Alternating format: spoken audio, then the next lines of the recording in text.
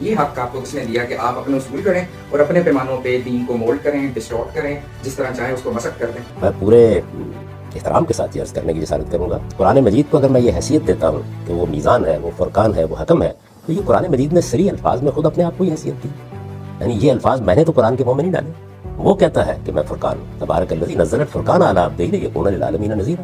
وہ کہتا ہے کہ یہ کتاب میزان کے طور پر نازل ہوئی ہے، اور پھر یہ بتاتا ہے کہ جب کتابیں آتی ہیں تو ان کا مقصد کیا ہوتا ہے؟ یقوم الناس بالقسط، تاکہ لوگ دین کے معاملے میں ٹھیک انصاف پر قائم ہو جائیں.